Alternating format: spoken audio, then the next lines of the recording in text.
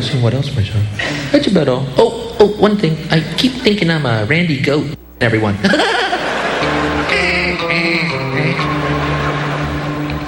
Hicks was not the first great comedian to break sexual codes. He used his alter ego the way Harpo used his horn or Chaplin used his cane, as a prop to break the boundaries of sexually explicit comedy.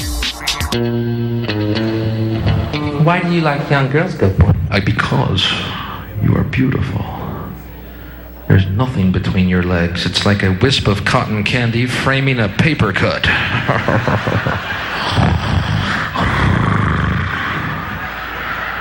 And you turn you around and open your cheeks. It's like a little pink quivering rabbit nostril.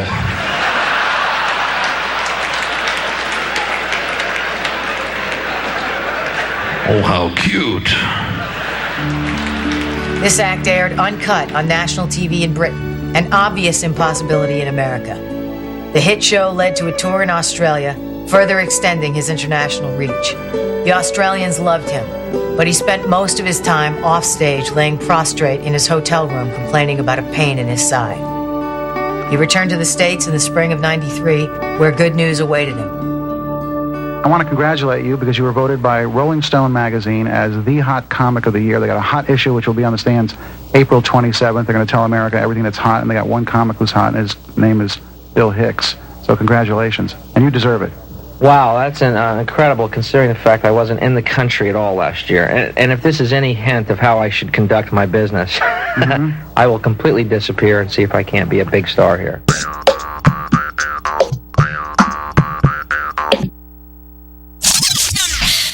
In 1960, host Jack Parr walked off The Tonight Show after NBC censors cut 2 words from the show.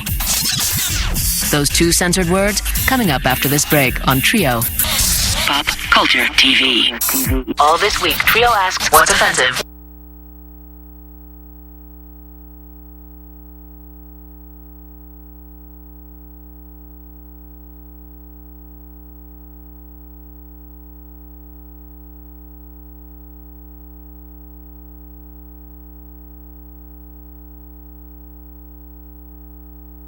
Now you can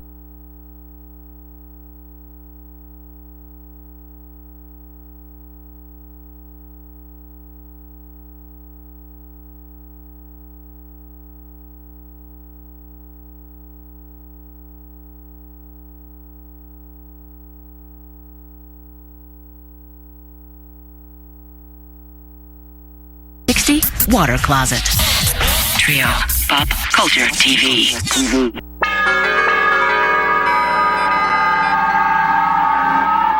If you have children here tonight, and I assume some of you do, I'm sorry to tell you this. They are not special.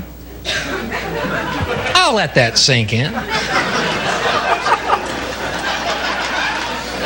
You know, a lot of parents are getting their, backs a little stiff right now. Hey, wait a minute, my child's special. Don't get me wrong, folks. I know you think they're special. You think that. I'm telling you, they're not. I know, they're not. Do you know that every time a guy comes, he comes 200 million sperm? Did you know that? 200 million sperm. And you mean to tell me you think your child is special? Because 1 out of 200 million sperm connected that load. Gee, what are the odds? 200 million, you know what that means? I have wiped entire civilizations off of my chest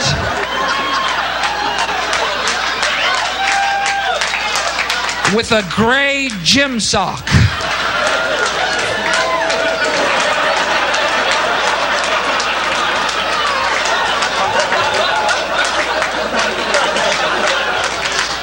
That is special. Bill Hicks had tasted international success, and he returned home expecting to follow in the path of his hero, Jimi Hendrix, who found fame in America after touring England. Instead, Bill found that things were exactly the same as before he left. It's amazing. Last show I did, you're not going to believe this is true. Belfast, Ireland, last week. Never been to Belfast, Ireland. Played to 900 screaming and adoring fans. and a turn-of-the-century theater that Oscar Wilde performed on. Only to come back to America, the country I've toured ceaselessly for 15 years, to play Adolf's comedy bunker in Idaho. 25 apathetic people, strangers one and all, who stared at me like a dog that had just been shown a card trick.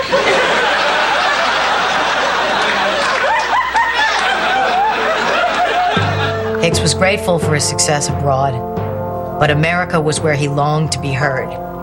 What am I supposed to do when half the people are going, that was great, and the other half are going, you're evil? Is it my job to go into their lives and try and please them? I actually had a woman say, why can't you do things that appeal to everyone? That's impossible. What a burden. No one's done that yet.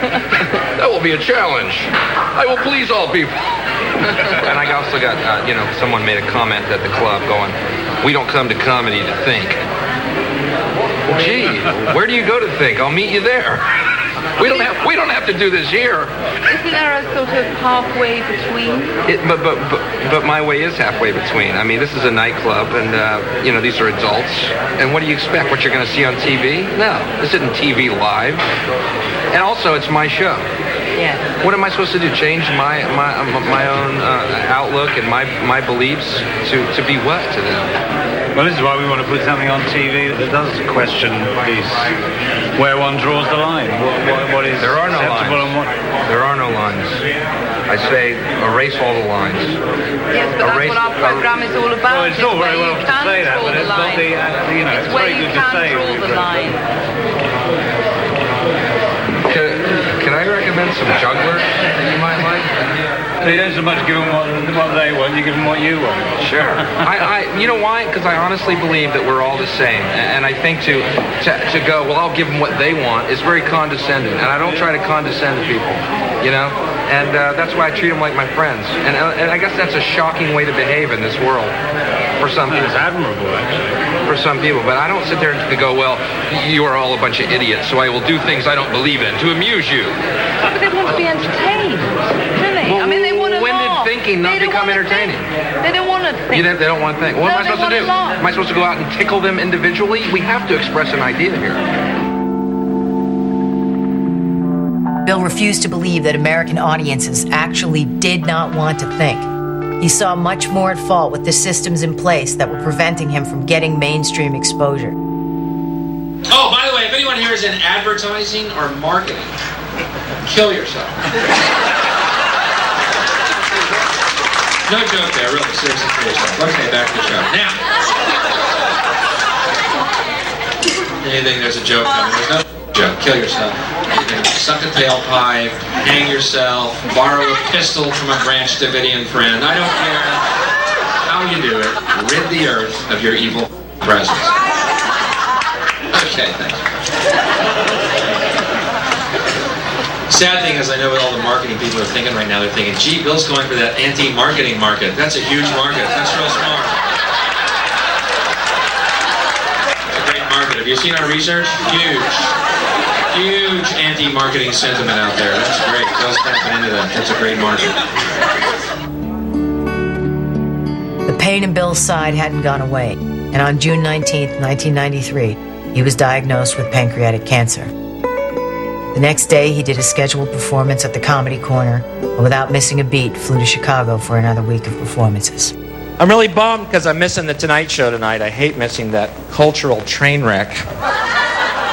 Me and my friends have a little office pool wondering exactly which guest it's going to be when Jay Leno finally puts the 9mm Browning into his mouth and blows his sellout Dorito shilling head off his body.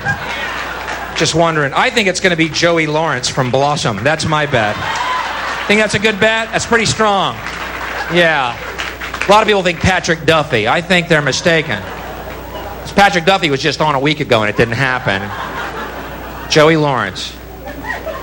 What happened to Jay Leno? It's amazing to watch him in contrast with Letterman right now, to see the difference in the two characters, you know what I mean? One who didn't sell Doritos, and the other, and him on fire and still funny, all right? And slimmed down and bouncy with energy, and Jay Leno like a slab of beef, doing Denny's joke, every other joke out of his mouth, you know, looking like he's just waiting for Joey Lawrence in that 9mm, man. So Joey Lawrence, how you doing? Good to see you again. Boy, it was always my dream, you know, to sell out my comedy dream to talk to Joey Lawrence. How are you, Joey? Good? You're 16 now, right? You're 16? You got your license? Yeah. You're driving around? You got a car? Yeah. You got a girlfriend? You seeing someone? You got a girlfriend? Yeah, well, no. Well, she thinks so. I don't. Well, you may be walking more coming up here. When, oh, dear God, what have I done with my life? Somehow squeezes off 4 shots. That much commitment. The top of his head spins off like a hairy frisbee. His brains splume up and form an NBC peacock on the wall behind him. Hicks saw his diagnosis as a wake-up call, not a death sentence. His whole act changed.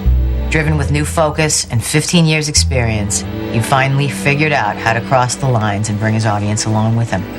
I was watching Rush Limbaugh the other day.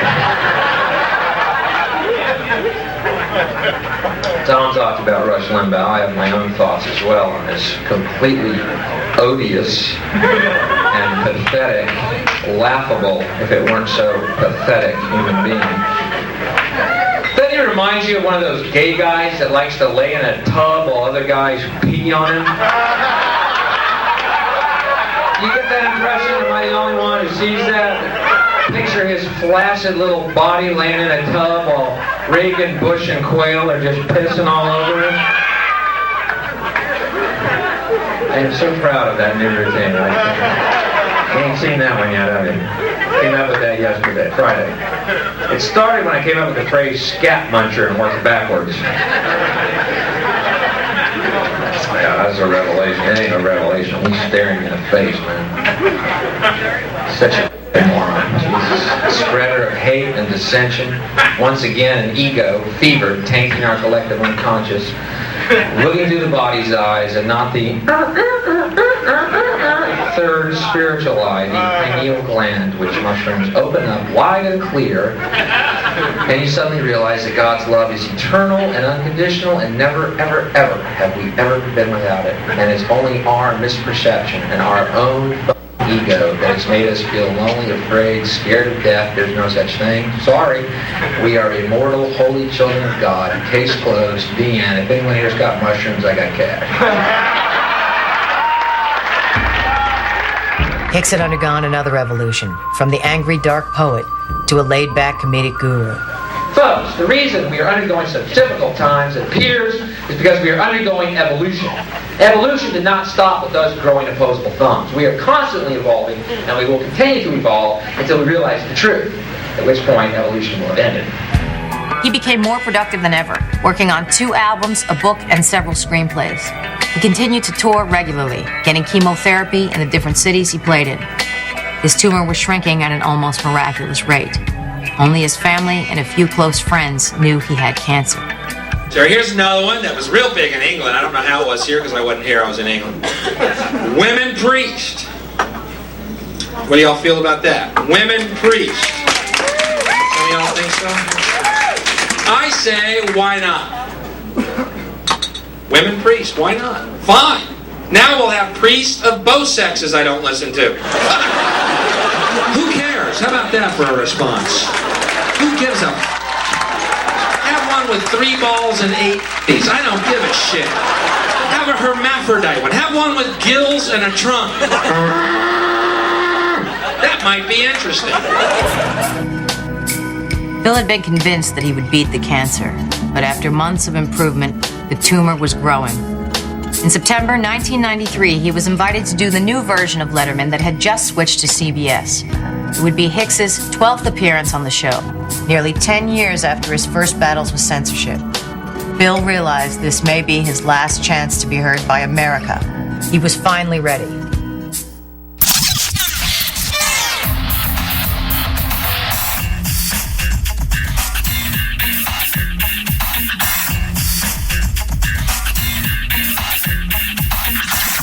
Pop Culture TV. Search Tonight